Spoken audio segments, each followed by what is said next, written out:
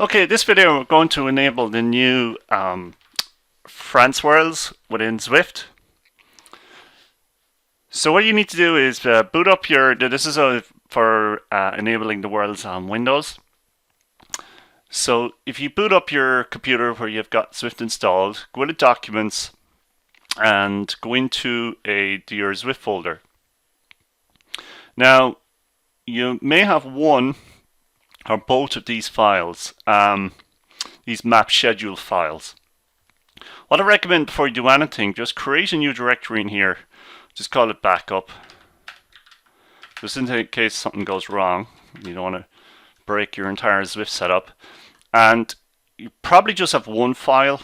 But if you have whatever one you have, or if you have both, just take a copy of those and drop them into your backup there. Just as I said, if things go wrong.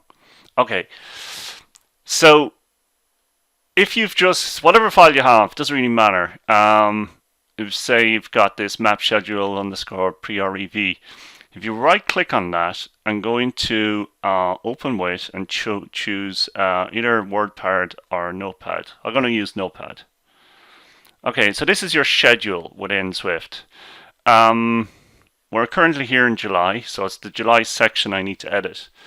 And what I need to do is add the new French worlds to, I actually have them stored here in a, let me just get them here. What I'll do is I'll put this text in the video description.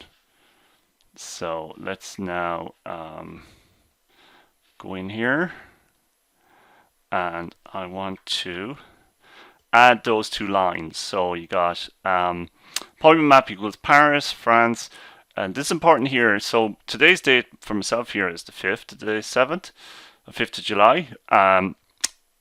I put in here the 4th, so this becomes active on the 4th. So put it sometime in the past.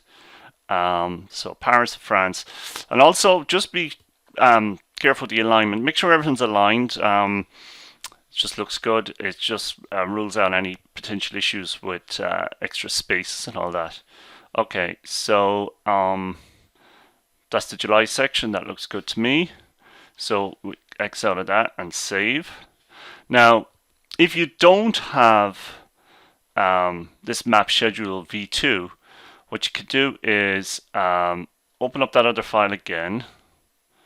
They're both identical, so let's go into Notepad again, and if you go File, Save As. Now what you need to do here is put inverted commas around this. So map schedule underscore v2 dot xml and close the inverted commas. Okay, so that's important. If you don't do that, it'll save it as a text file. That's no good. So map schedule underscore v2.xml, or if you have the other file, save it as underscore prev and save that. Now I already have that file there, so I don't want to do that. So, but that would, in your case, that would allow you to take a copy. Okay, so I got my two files. Okay, next step is you need to right click and go into properties and set them as read only. This stops Zwift overwriting the files when it boots up. So to marked as read only. Now, when these worlds become officially or officially launched, you need to take off the read only, or else you'll never get updated with whatever the current Zwift worlds are. So two files set to read only. Now if I start up Zwift, let's see what happens. Let's go. If your Zwift crashes out at this point, or whatever errors or whatever come up, just take your files from your backup directory and put them back into, paste them into your Zwift working directory. Overwrite the ones that are there. Take off the read only, you won't be able to copy them in, and you should be back to square one again, and you can try and go through the motions again and see if it fixes. So we have the good old Zwift music. Just log on here. Let's skip this. We don't want to add any sensors just yet. So what you're looking out for here is mine has worked. See here, I got France and Paris. So I got all the new cool things in Zwift here. So that's it done.